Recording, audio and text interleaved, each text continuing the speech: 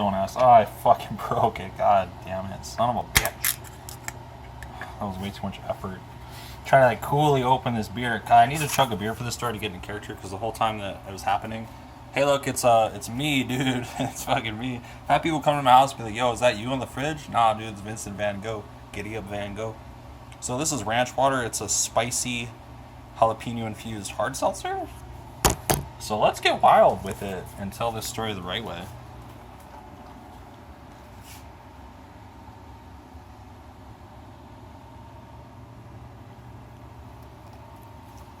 It's cold.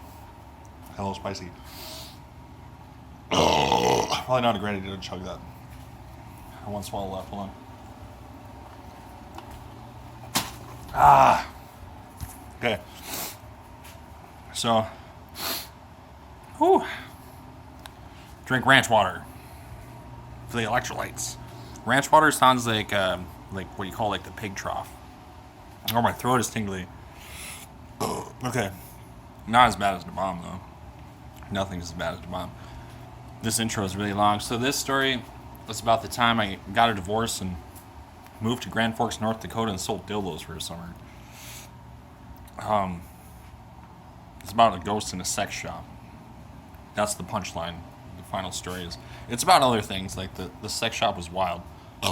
But it's all going to lead up to the ghost. And it was pretty friendly, like... It attacked me. I didn't see it, but it attacked me, but only because I provoked it. So now that I've ruined the story, let me tell the story. So I went up in Grand Forks, North Dakota with an old high school buddy and his college roommates who none of these people I'd ever met. But to describe them, they were like tree huggers with guns. Who they love the environment and they love, saving the planet and shit, but they also have tons of guns and they're ready to jump in the van and fight zombies at any moment. So it was a really interesting dynamic. And I have more stories about these guys, but this one is not about them, it's about the ghost. So when I moved to Grand Forks, I didn't have a lot of money. My savings had dwindled down, I was unemployed. And my hair was down to my shoulders and I had a big Jesus beard. So it was like really hard to find like a normal job. So one day my burner's on, holy fuck. Whew. So one day I was riding my bike to the sex store and I walked in and I should have known by like the look of fear on this lady's face not to apply there. She was like, please work here, please work here. So she's like, go to this website, do this questionnaire, and then we'll call you. I was like, cool. So I don't know what the questionnaire was called, but I know they give it to like people in like mental hospitals. It was 300 questions. Oh. And you either have to be like perfectly sane or a total psychopath to pass it. Oh, that ranch water is coming. So there's 300 questions, and every like 100 questions or so they ask you like the same question to see if you're paying attention. And I passed that bitch with flying colors. I got like a 90% on it, so total psychopath, you know what I mean? Like, I'm not sane, fuck. So she calls me, she's like, okay, you're sane enough to work here. And my manager, she was like 21, very naive. And then the only other person who worked there she was like 28. She was Zofia. Zofia was cool as fuck. So I started working there. And I work at a nursing home now. But I got like way more like health and safety training at like the sex store, which is weird. And the reason why is because we had an arcade in back. Now an arcade means that when you walk past this line, it's like a gas station, it like dings up front to know that one person went in the arcade. It's like bing. They have to pay admission and they go and sit in a booth for like 24 minutes or something. It's like $6. And there's movies playing. They can pick from like 15 movies to like jerk off to. We change the movies every day.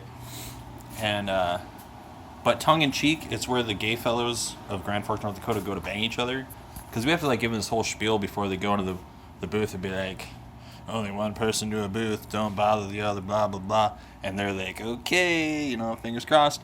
And then they go like bang each other. And then at the end of the night, I have to like clean up like bloody, poopy paper towels and like use condoms and shit. So, yeah. This one guy, he would like jerk off into like a bunch of condoms. Like one time when he was done, I went in his stall and there was like 6 condoms on the floor. It's like weird. So, yeah, we had an arcade. We sold like Whippets, Poppets, boner pills, all kinds of shit.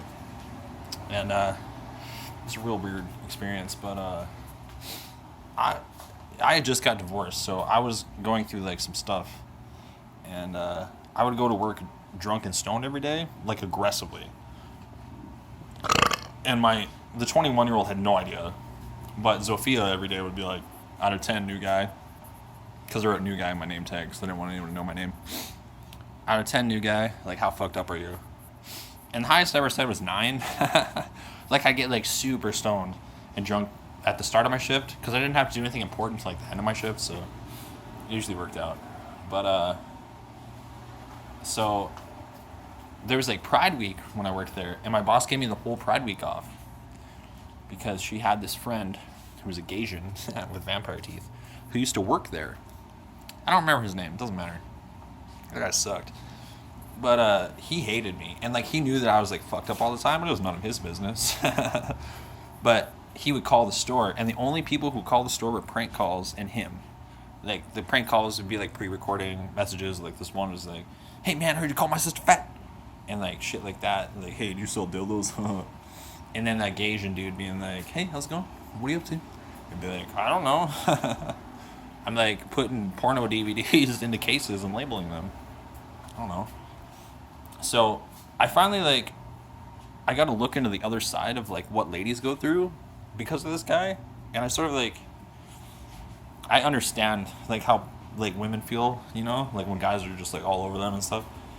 Because like one night I was outside smoking a cigarette, and the Asian dude comes up to me. He puts his hand on my chest,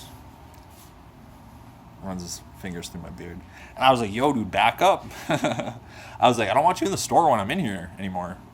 And he told my boss that story, and then she banned me from. She gave me a week off because she thought I hated gay people. I was like, "No, dude, that guy wanted to fucking fuck me. Like, fuck that guy." So yeah. Anyway, so leading up to. Yeah, anyway, so I also got like sexually harassed all the time by Zofia, but it was cool because she's a girl, you know? Like she'd be like, she'd ask me how big my dick was every day, what it looked like, and she knew that I lived with a bunch of like guy roommates, and she wanted us to like run a train on her. They weren't into it. They came in and like saw her and like kind of sized her up, and they're like, "Ah, son, she's too weird looking." She looked like the Campbell Soup kids, you know what I mean, from like the old like posters and shit. Anyway, so you like pain, new guy? You into blood play?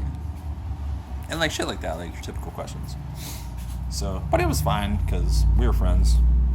And anyway, so the ghost, it was probably like 10 p.m. on a Thursday. Oh yeah, before this, I visited my uncle.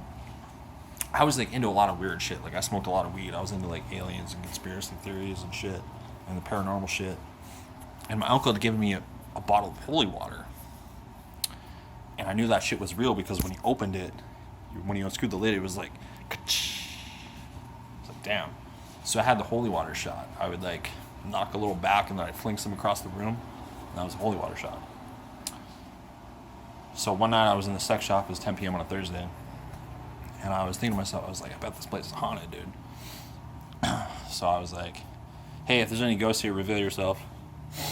And we sold like a bunch of lingerie. And just right then, this like bra and panty set just started like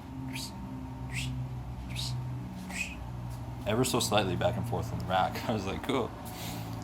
But then I was like, I was kind of like an asshole at that point in my life. Like, and I was like, "Is that all you got? You fucking pussy." Which you shouldn't say that shit to ghosts, I found out. So we kept a bunch of batteries next to the cash register in case you wanted to like see your vibrator vibrate before you bought it, you know? So, "Is that all you got, you fucking pussy?" Watch battery explodes, shoots 6 feet across the room, knocks over the dildo labra. You know, the dildo thing with like slots with like dildos, you know what I mean? Like running up and down all the sides, and you can like spin it, and there's like, yeah, so it knocks that over. And I was like, okay, I believe you. So, I guess be nice to ghosts. Be nice to everybody. I was just in a really weird spot in my life. But, so yeah, that shit is haunted. God bless.